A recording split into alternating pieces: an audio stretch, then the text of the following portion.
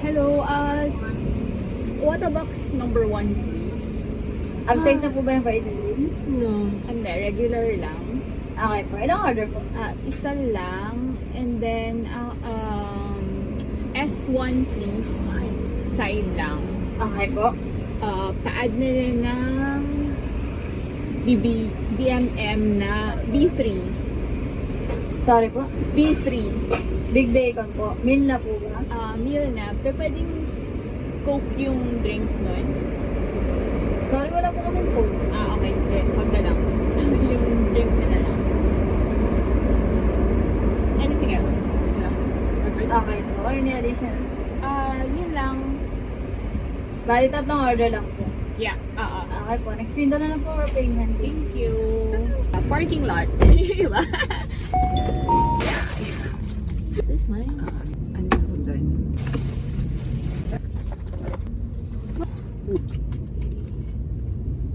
What's up? Kamusta? How are you?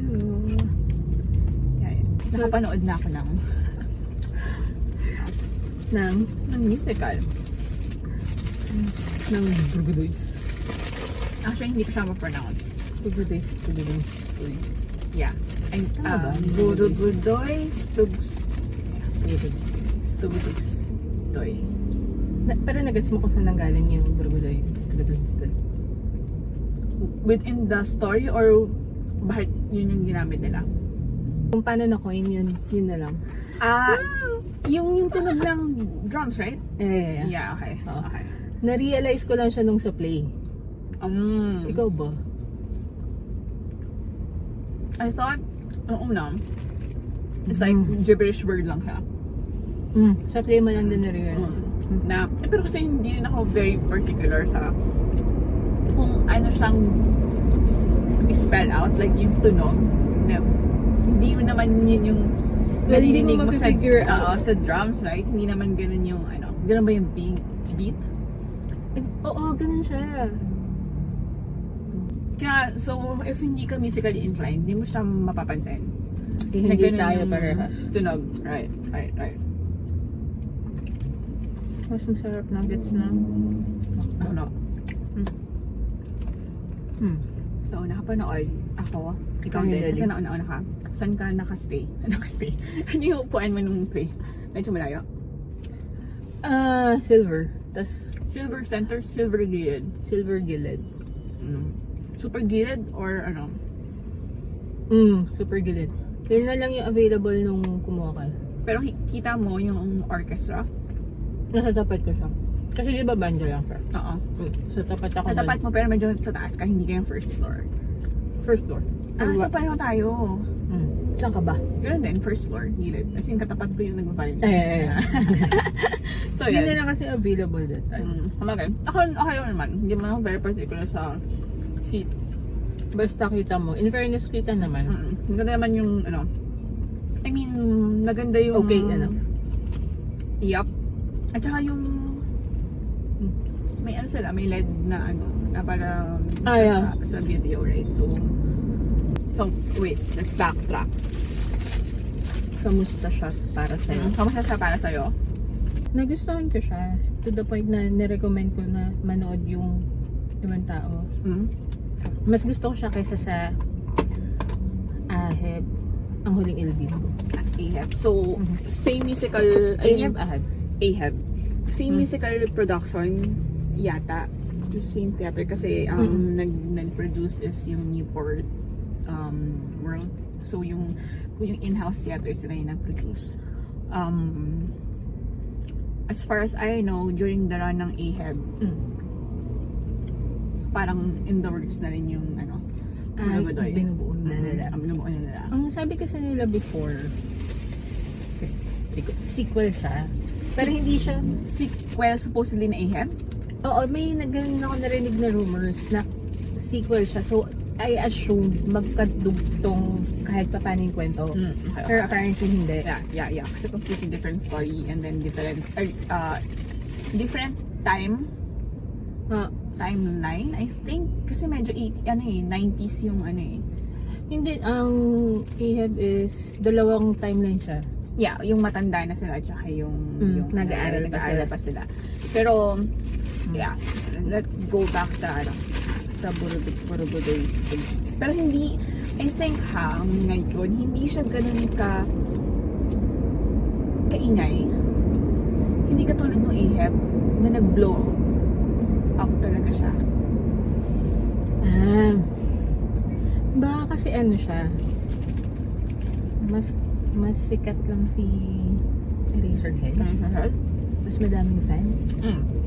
Kaya magiging point of contention natin ngayon is, ikaw mas gusto mo yung Borobudur, ako mas gusto ko yung AHEP. So, Defend your defend your musical favorite sa dalawang production na yan. Or baka different times lang. Kaya mas putok yung... Kasi before hindi masyadong tinatangkilik ng theater, tapos biglang nag-Eraserheads. So naging maingay siya. Lately kasi, yung mga theater is ang daming magaganda. Pero full house. I mean, laging puno. Right? Pero kaya? Hindi. Kahit Ano ba? ngayon. Yung parang kaya. Puno siya lagi. Mas madami na nga nanonood ngayon. Diba? Marami siyang promo with the production. May nakikita nga ako ngayon na bundle. Yeah. Buy 4 get 1, which is like very okay. Barkada bundle. I think Next time ba siya? yata. Pero hanggang June. Kasi yun yung bala ko kasi akala ko last na yung May 18. So, pag hindi ko nakakuha ng May 18, hindi ako makakapanood. Yun Hindi yung, ba natin yung pag-uusap? Yeah. Pero anong nangyari, nag-extend siya. So, kaya nakapanood na ako dun sa schedule na gusto ko. Grabe. Theater etiquette. Bilang late ako lagi. Wait ka? Almost. As in like, sabi, mating ako ng like 3, almost 3 na. 3, parang 1 minute na lang. And then, na akong QR and everything. Tapos sabi, ma'am, pabilisan niyo. Or else, 20 minutes na mag-stay. So, takbo kami sa seat namin. Ang mali ko na Sorry. nakalimutan ko, bawal nga pala pagkain sa loob. Ang nasa isip ko is, pwedeng pagkain sa loob, pero doon mo binili. Bilhin. Pero hindi pala siya pwede. Kasi parang, ang last na kain ko nun is hapon, tapos Okay. gabi siya. So ayun, medyo nagutom ako. Tapos ang mahal ng tubig, 50 ang liit. Sa loob ng theater. Oo. Hindi kasi hindi na ako nakabili sa labas. Medyo, gipit yung oras ko din. Yeah. Saktuhan lang. Nagpa-picture ka? Nakapagpa-picture kami After. well, with the cast. No. The tarpaulin lang. Yeah. Kasi yung may kasama akong ibang friends ko. Ako lang yun, hindi ako man nagpapa. I did that. Hindi ako magpapa-picture. So, dapat di ako kasama sa picture na yun. Pero inaya nila ako. So, sige, sama na lang ako. Preferably ayaw mo. Oo, hindi. Why? I mean, hindi ko rin kasi pinapost. So, Okay. okay lang. Pero, Pumili ka ng merch. hindi ako bumili ng merch. Pero mura yung merch. Oo. Yun yung sasabihin sa'yo mura. Pero yung t-shirt na mura, ang pangat na quality. Kasi yun yung tipong pagka pinansya mo mawawala. O kaya pagka nilabahan mo yung... Basta yung, hindi yung Ano ba t-shirt yung- mismo. Ay, t-shirt mismo. I Oo. thought yung pag-print yung Hindi ko napansin. Parang ang pangat ng t-shirt. Even the playbill, sabi ko, uy, 200 lang. Which is like, if nang malekta ka ng playbill, pwede na. Even So yun yung binili mo? Hindi ako bumili ka kahit na ano. Wala talaga. Wala talaga. Like, Hindi ko pa nag-iipon ng playbill. Kasi sayang kalat sa akin. Uy, nagbago. Yeah, kung bago na ako. Sabi ko, hindi ko naman siya binabasa. Tsaka, dati nagkuhalay ko ng playbill. Pero now, hindi na. Kailan natigil? Ngayon na. Ngayon lang. Kasi naisip ko, ang dami kong kalat sa bahay. So, Nung simula ka maglinis? nung simula ako maglinis. At saka, hindi ko rin siya kasi nilidisplay. So, buti sana kung may corner sa bahay na pwede mong ilagay yung mga ganon. Kasi sa akin wala, nakakalat lang siya. So, hindi siya Okay. Chocolate na lang. Siguro kung may pin doon, makakabili ako. Kasi yun yung kinokollect ko yung ngayon. Kasi maliit lang siya, dainty lang siya. Walang pin. Ang kinuha ko is yung Tote bag. Yeah. Maganda rin. Actually, maganda yung design. it's not that ayun nga, hindi din siya ganun. Gusto ko yung kulay ng yung splash ng color nung sa font. Kaya medyo attractive siya for me. Pero yung puti na shirt, maganda yung dry fit. Okay. Okay naman siya. Oo, may dry fit na shirt. Kaya lang hindi ko gusto yung design. Design ng text. Or design na doon. Oo, yung logo nila, yung nasa building, yung mga building tapos sa gitna yung title. Yeah. Pero merch-wise, if bibili ka, it's not, compared sa mga internationally produced, kahit mga, locally, okay siya, affordable. Hindi siya ganun kasakit sa bulsa. Ano pa ba meron dun, Mag? Wala masyadong options eh. Yeah, they have cup. Meron silang cup, t-shirt, canvas bag, and then playbill. Ano pa? Ano yun lang? Konti lang eh. Konti lang. Pero marami nang bumibili. Like, Let's talk about the story. Ano yung nagustuhan mo? Ano yung hindi ko nagustuhan? And then, compare ko yun. Siyempre, ilalaban ko yung Ahab. Char! Kasi medyo yung una-una, Sige. medyo naguluhan ako sa di ba medyo Apat na storya. Apat. Yeah, 1, 2, yeah, apat na story. Naguluhan ako and then chaotic yung simula niya. Though syempre dahil nga apat yung characters, 'di ba meron siyang yung main na nag-start ng story, the guy, the kapatid nung isa. Hindi ko malala kung sino yung nagsimula. Nagsimula sa mahirap. Yeah, basta si Noel Comia yung artist na yun. Basta yun Siya yung lalaki na kapatid nung nangangalakal ng basura. So siya yung nag-start ng story, right?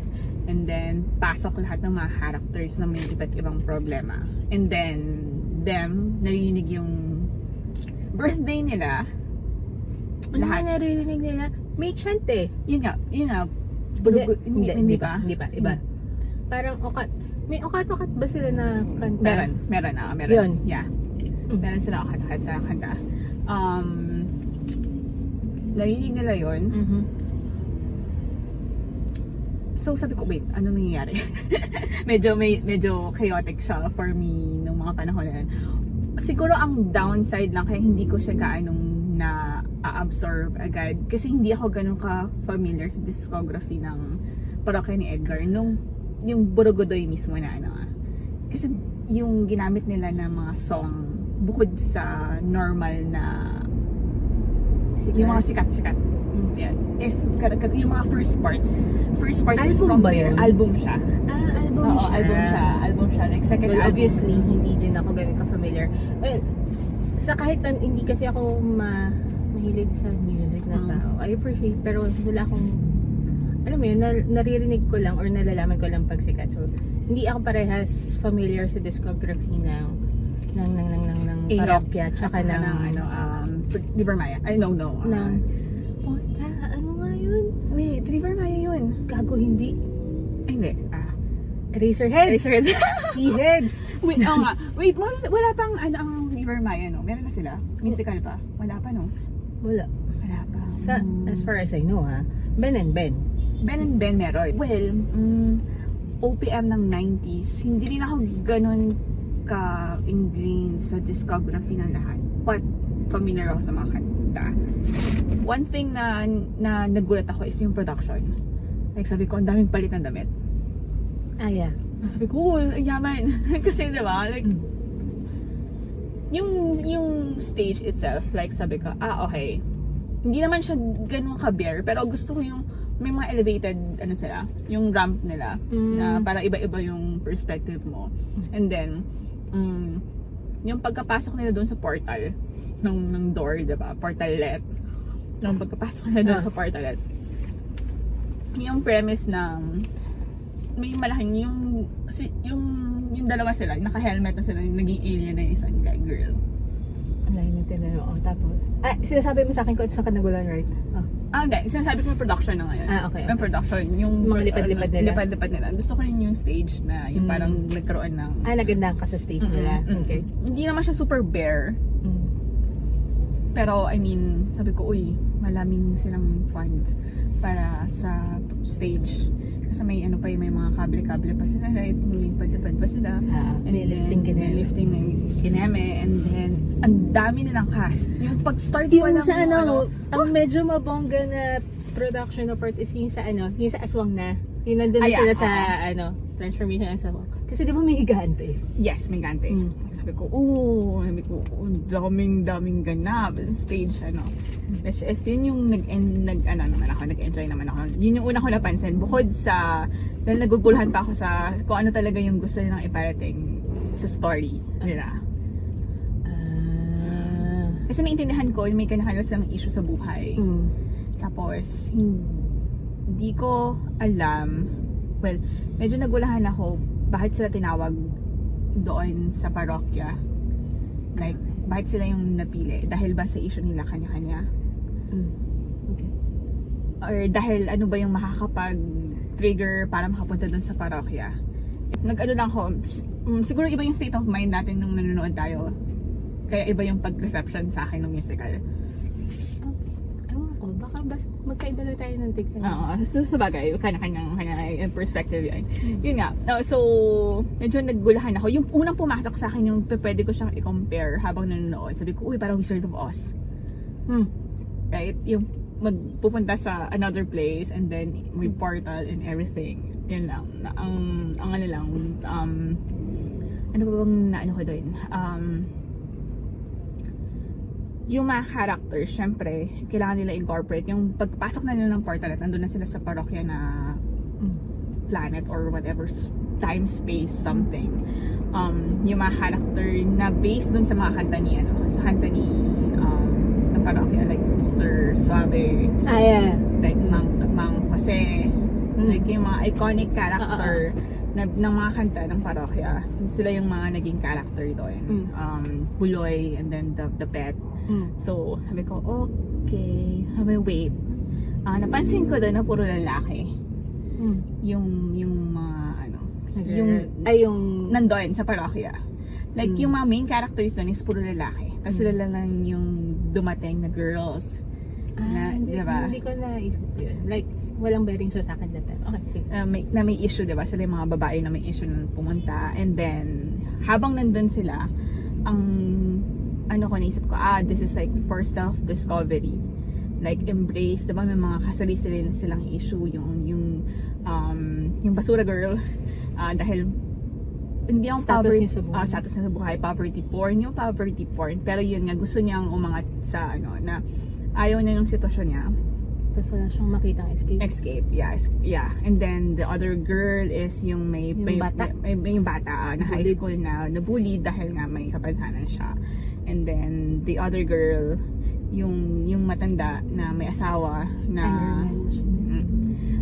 anger management ba yung issue niya? Yun yung isip mo, yun na sa akin. Well, issue niya yung iniwan siya na asawa niya. Iniwan sa asawa niya, yeah. Pero at the same time, feeling ko may anger management issue siya. Kaya siya naging aswang. Yun yung... Parang ganun siya nag-register. Yung character. And then, the girl na si Girly na... Ang pangit pa. Edgar ba yung kinuha niya pangalan? Edgar yung pangalan. Yeah. Yung Girly. Yung hindi ko pa siya nag-gets Like, sabi ko, wait.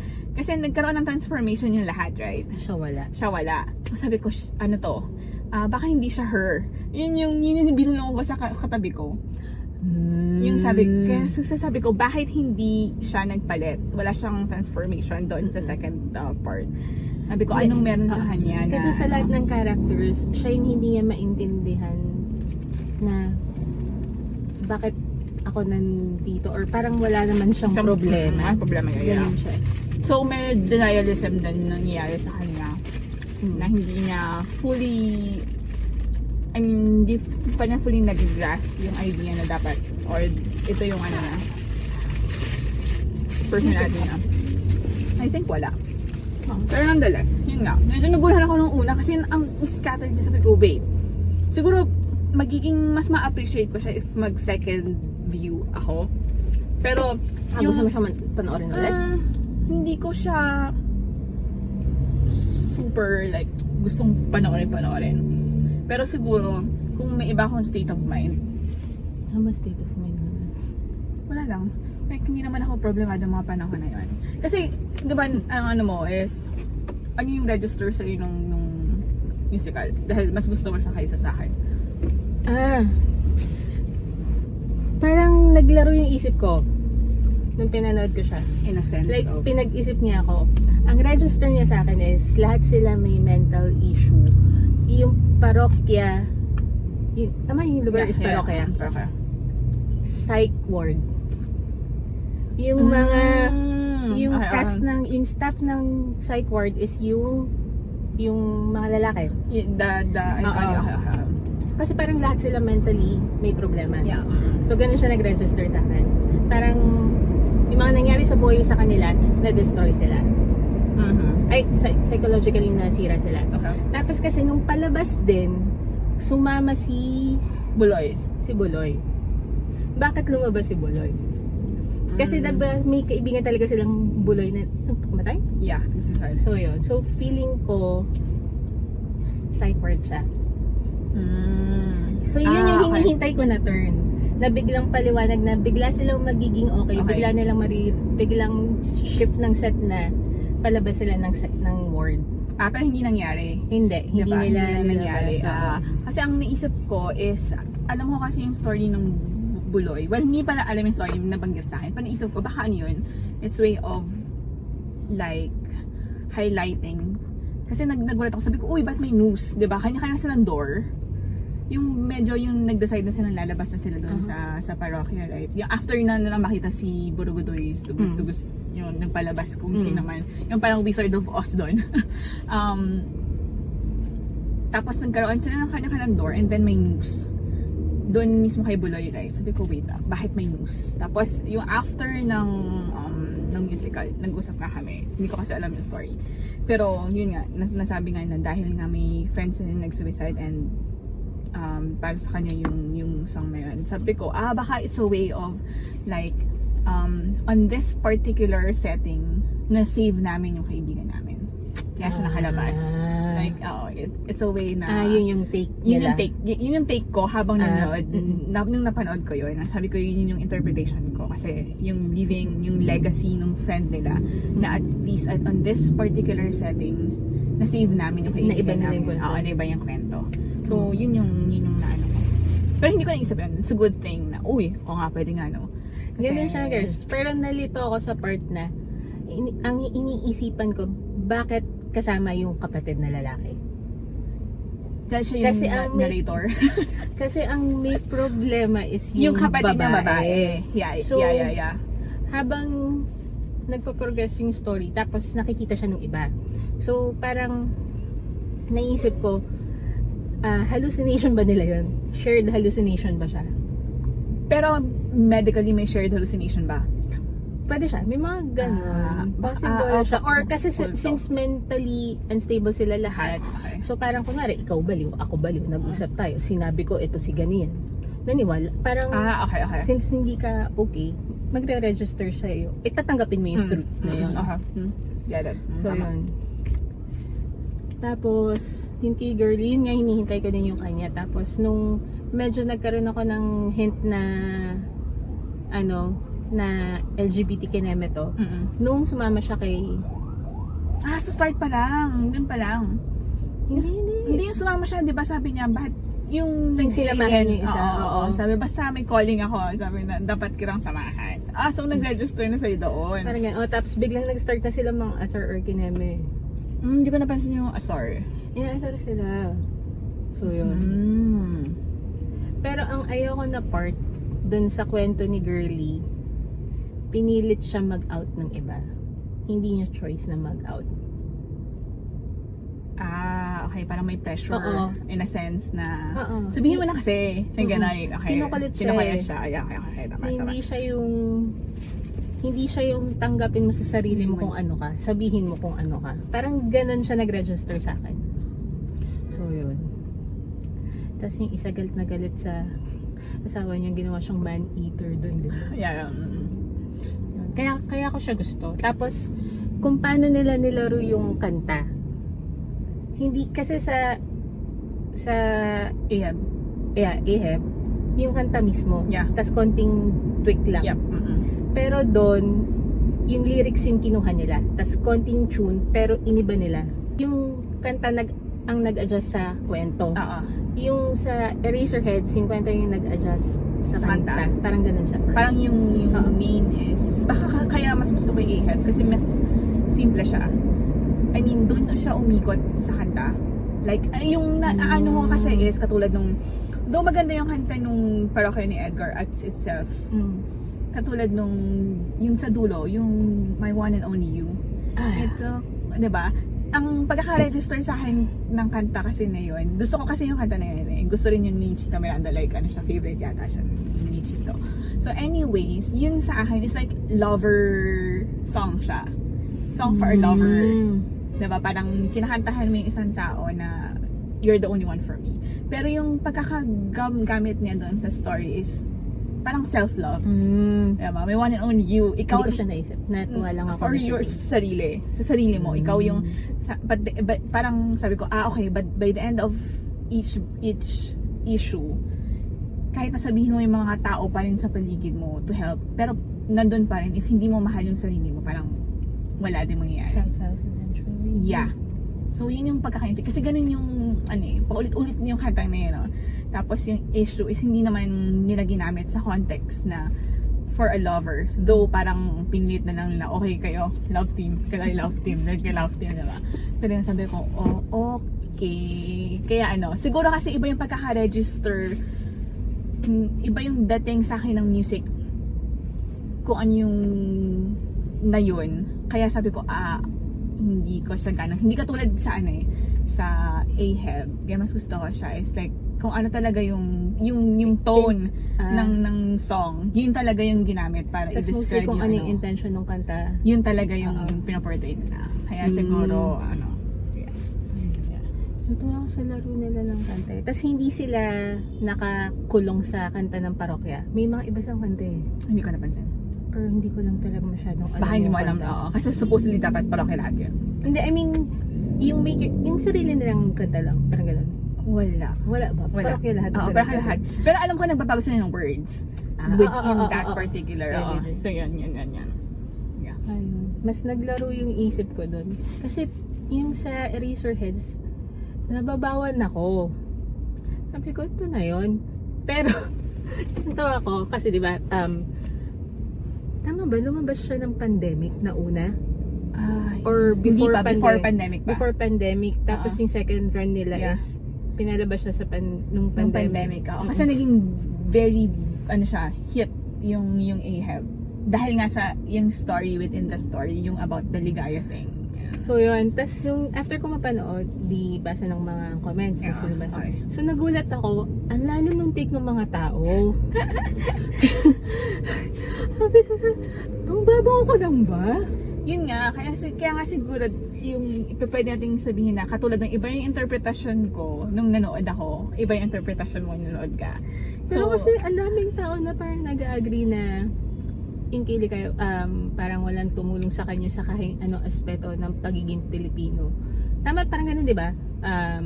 So parang sinasabi na si Liga is Philippine representation. Na lumapit siya sa politician, yung lawyer. Tapos siguro media yung isa. Arts yung isa eh. Ay, hindi, media arts. Economics. Okay. Yung isa kasi business yung yeah. So parang kahit anong aspeto ng buhay sa Pilipino, kahit saan ka lumapit, walang tutulong sa'yo eventually. Kasi ganun yung nangyari sa kanya. In terms of like theater actors and everything, mas gusto ko yung ngayon. Mas gusto mo yung batch nito? Oo. Kasi, naalala ko kasi pinanood ko ulit. Mas gusto ko yung mga nag-play nung ngayon. Or baka kasi comedy, so mas trip ko. Baka, supposedly. Oo, baka. Kasi mga komedyante yung, parang mga komedyante yung nag-play. Yeah, almost. Like, Yung si Girly. Alam ko nag-ano din siya, lumalabas sa TV?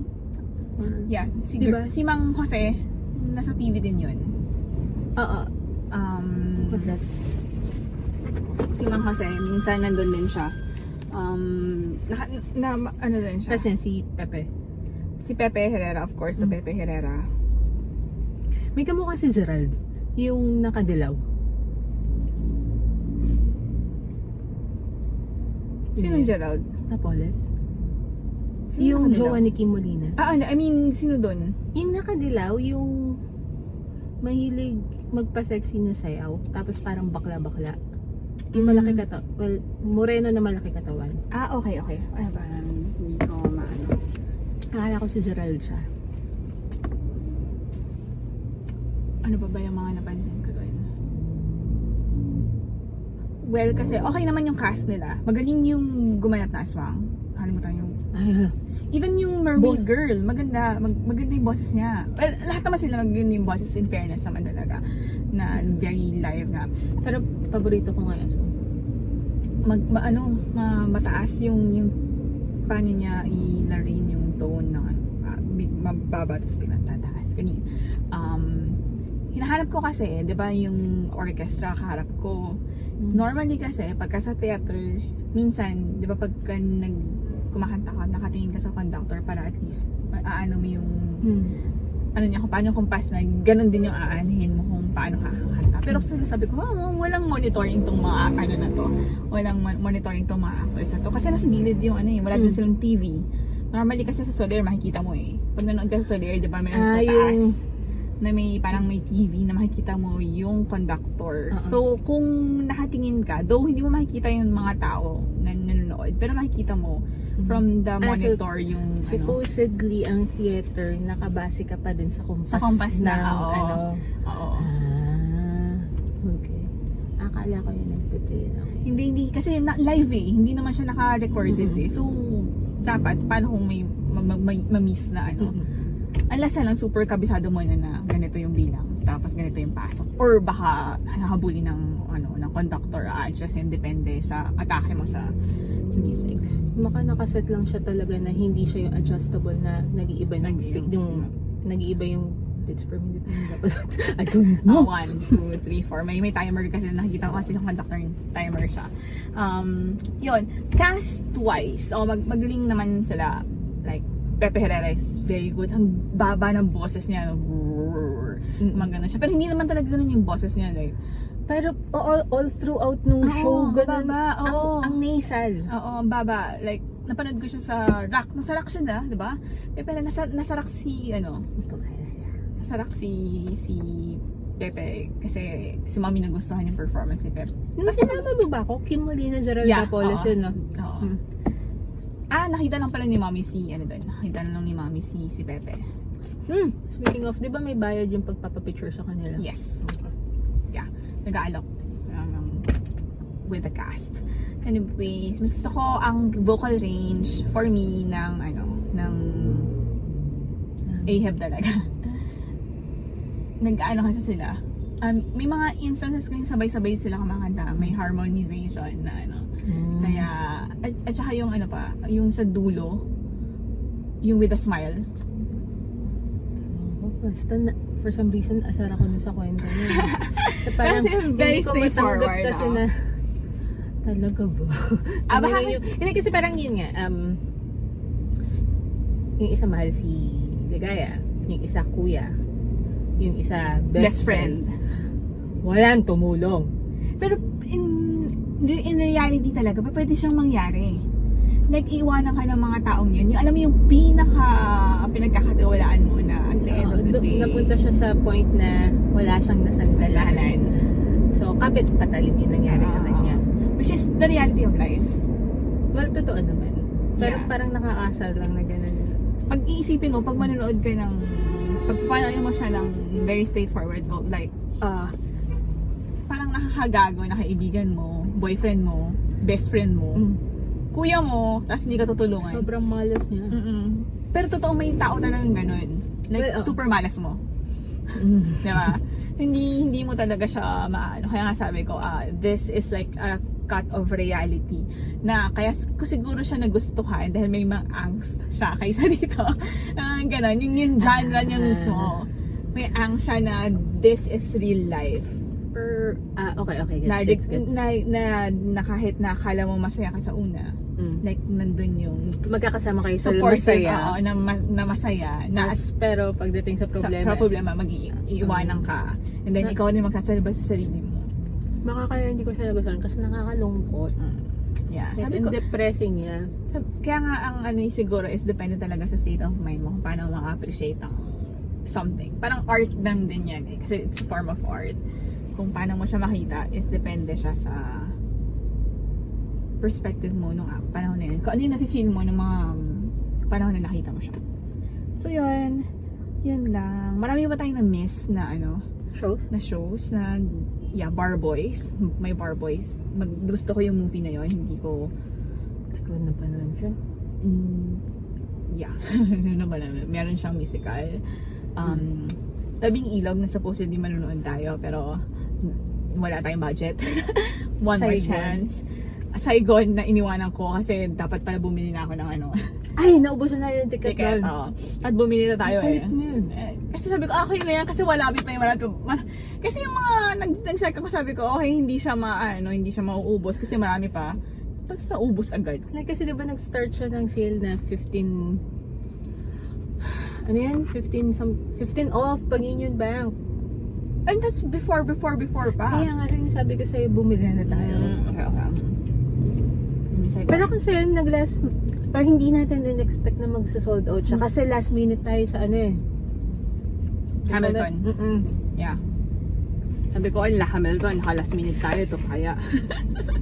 mas popular ang mas sikat yung sikat Hamilton. niya ang Hamilton ngayon. Sa contemporary musical cover.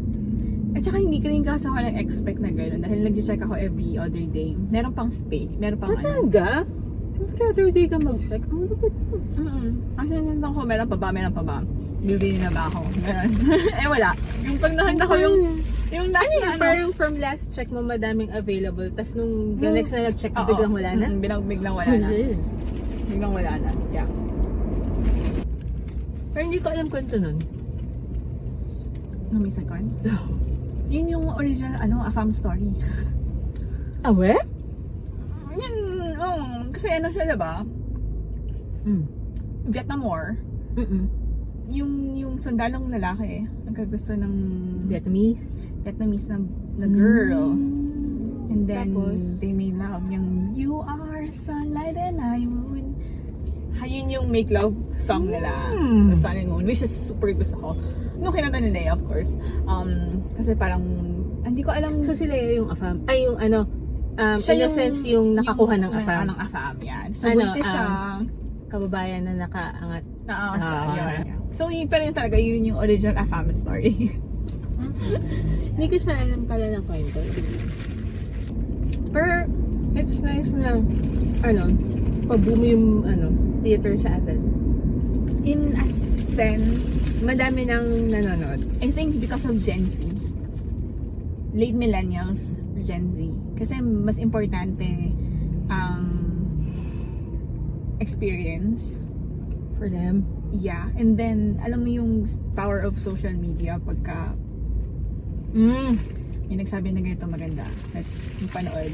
So, pwede mo siyang ibida sa social media mo, ay nakapanood ako ng ganito. Right? It's not more of appreciation talaga sa theater. More on experience na makapanood nun and then to be there and then to brag about it. Yun yung ko. Pero syempre may mga, not everyone naman. For the crowd. Yeah. Not everyone. May mga tao talaga na mahal lang talaga yung theater. Mahilig talaga manood doon. Kaya nga parang, isa pang parang theater etiquette na napansin ako doon. Like, if you're a theater fan talaga, you know na after ng performance, diba? Like, you have to, if nagalingan ka talaga, you have to stand talaga and then clap for their performance, right? Pagka nanood ka sa Soler, KCC, even, like everyone, talagang mag-appreciate, like sigaw, like, gano'n. Alam mo talaga mga teatro tao. Hindi ko siya na-experience nung last na napanood ko sa Resorts World. Hindi ko alam, baka yung mga tao is like, hindi